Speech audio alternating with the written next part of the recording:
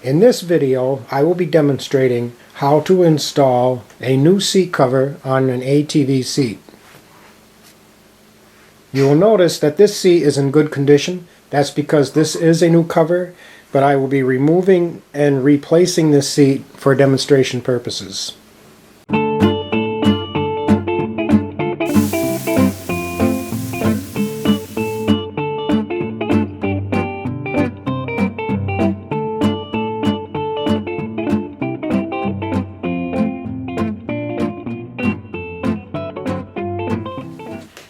The first step is to turn your seat over and remove your old cover by removing the staples.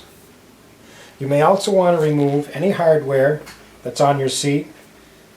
In some seats, this hardware may or may not get in the way, so this is optional. If you feel that the hardware is going to be in the way, remove it. In many cases, these bolts may be too rusted to remove without actually breaking the seat. And in that case, you're going to want to leave this hardware on and just work around it. A set of staple pullers will be very helpful for removing these staples. If you don't have a staple puller such as this, you can use a flat-headed screwdriver. You can sharpen it with a file or a grinder. That'll make it a little easier. But if you're going to be doing more than just a few of these seats, I would highly recommend purchasing one of these staple removers, and I will leave a link for it in the description. Another tool that comes in handy will be a pair of side cutters. Very often you can remove one side of a staple and you can pull the rest of it out with the side cutters. Now, whether you're using a staple puller or a sharpened flat-headed screwdriver, the process is the same.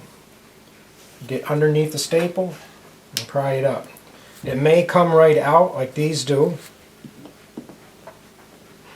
or it may not, and if it does not, you can just get underneath it with your side cutters and pull it out. So we need to work all around the seat and remove all the staples. Once you have removed all the staples, you can just take the old cover off.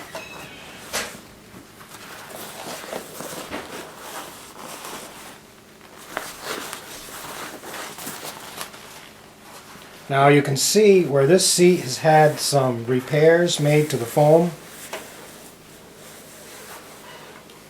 If your seat needs some foam repair, this would be the time to do it, and I will have a separate video describing how to make these repairs. Once you have removed all your old staples and the seat cover, it's a good idea to just go over your seat and to make sure that you have all the old staples removed. If any broke and are sticking out of the plastic, now is the perfect time to go back and to remove those and make sure that your pan is nice and clean. When installing your new cover, you always want to start at the top. It's a good idea to mark the center of your top. You can use a permanent marker, a Sharpie or something similar to that, by measuring across the sides and finding the middle. You'll also want to do the same on the back of the seat. In many cases, the back of your seat might already have an identifying mark so that you know where the center is.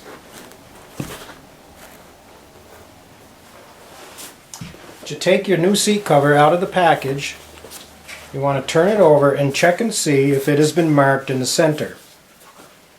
If it hasn't, you should fold it in half, lining up any seams to make sure you have it folded in the center.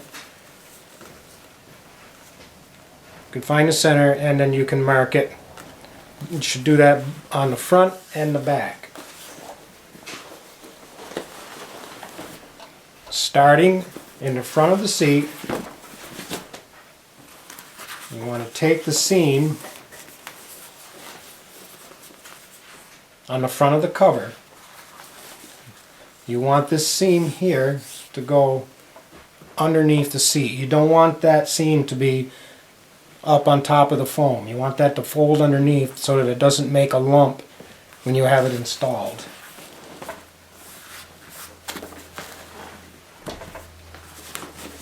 Just kind of place it on here, get it approximately where you need it to be, and you can just kind of roll this over.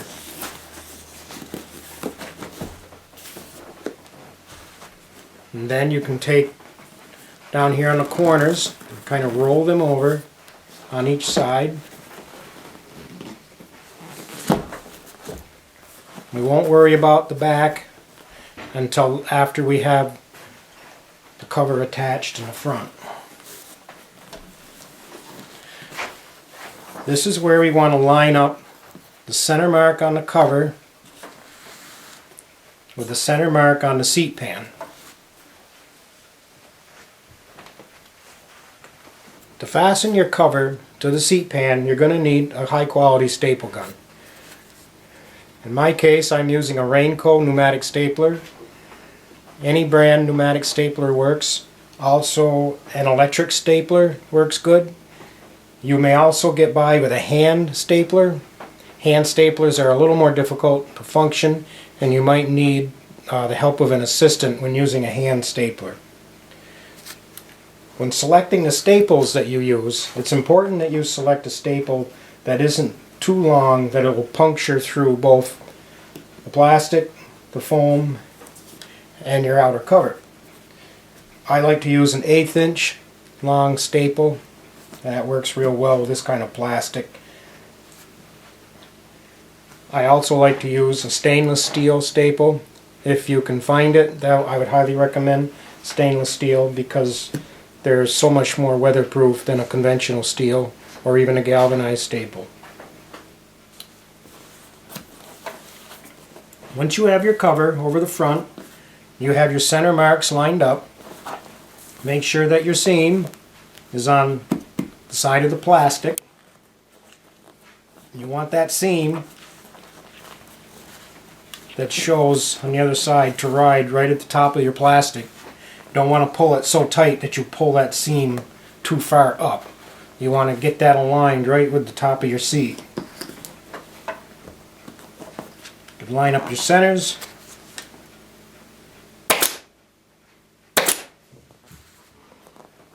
And put a couple staples in there. Once you've stapled the front center, you can turn it around to the back of the seat.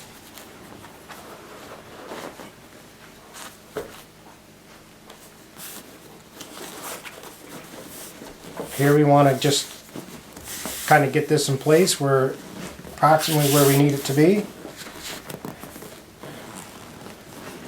Flip it over, and there again, line up your center of your seat back with the center of the seat pan. By doing this, you'll put the seams in the back in the same spot side to side. Pull it fairly snug, roll it over,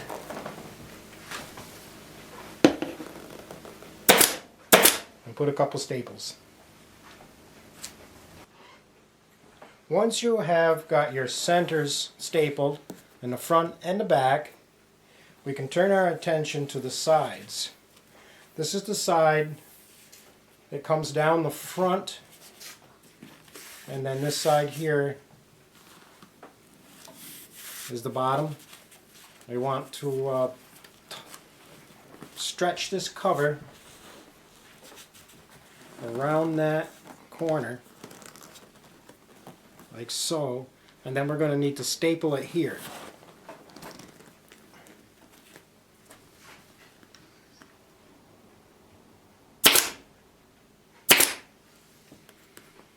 It's good to use 2 staples.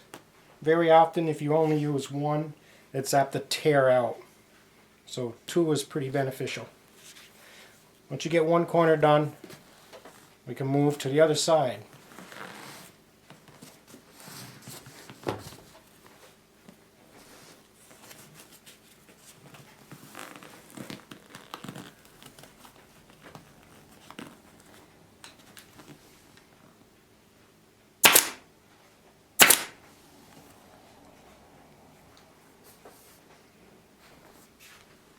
Now at this point we have the front and the back center stapled. and the two front lower corners stapled. I like to turn my attention at this point to the seams here in the back if your seat has them. See here, and you see how it's got some little bit of wrinkles here? Those will pull out as you pull this down. You want to pull this down enough to pull out those wrinkles. Turn your seat over. Pull on this seam. Stretch it around and put a couple of staples right on that seam.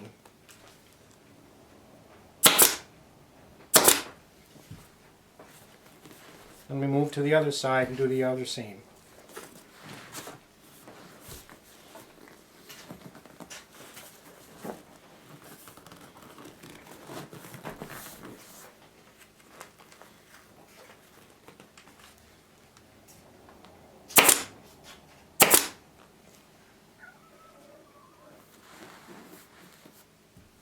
At this point, we can go back and fill in between the corners,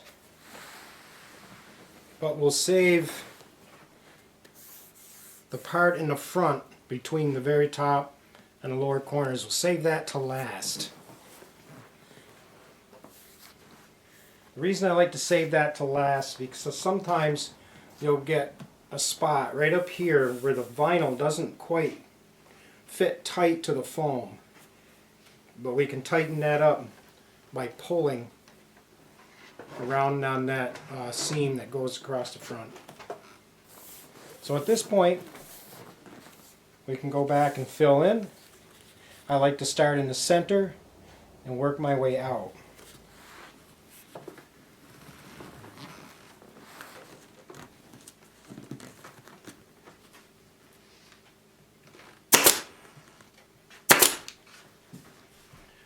Now whenever I do something on one side, I like to do the same thing on the opposite side, and that helps to get an even stretch on your seat cover.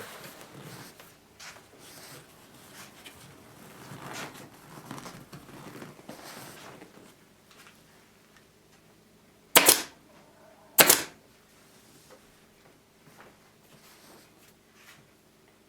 can see where it's loose. That's where I like to go next.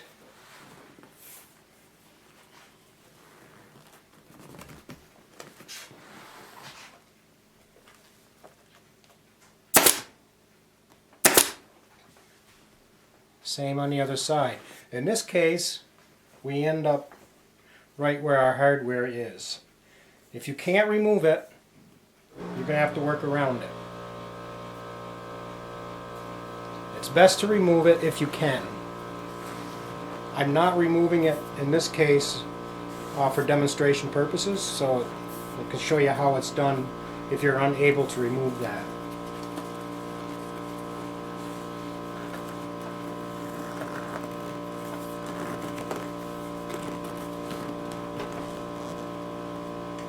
So what I'll do is put a staple on each side of it.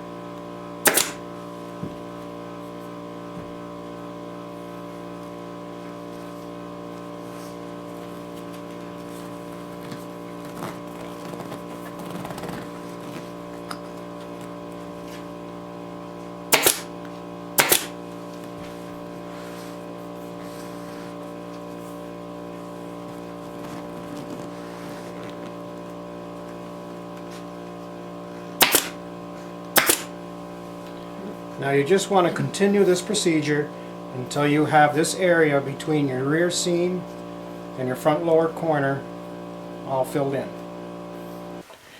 Now that you have your both sides completely stapled, we can do the same thing across the back. I like to pull where it's loose.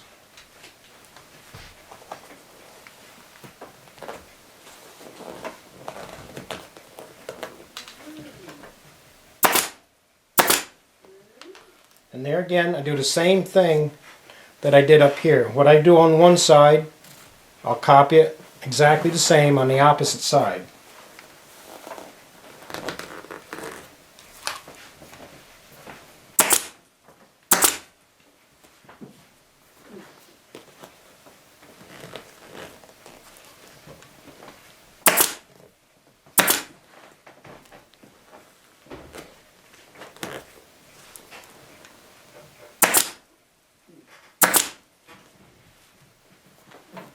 We just want to continue that until we have the back completely stapled.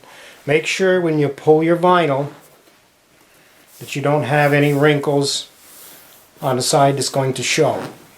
It's perfectly fine to have wrinkles on this end where you're stapling. It's even okay to overlap your vinyl in some cases, but you want it nice and smooth on the side that you can see.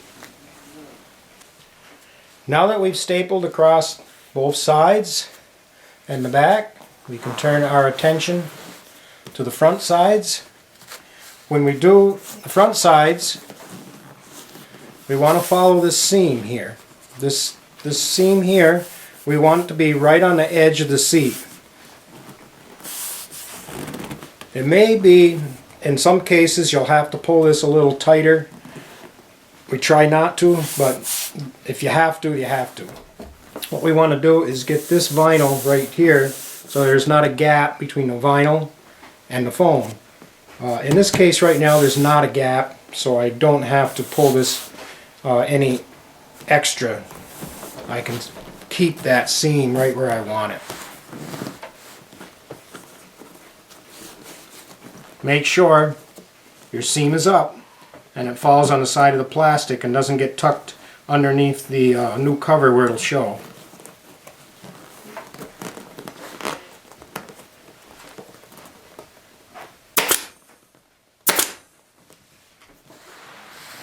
There again, mirror the other side.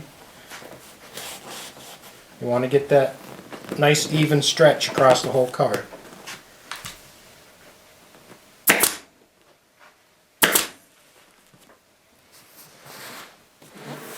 And we just keep doing that side to side until we get this all stapled on. Once you've stapled across the front,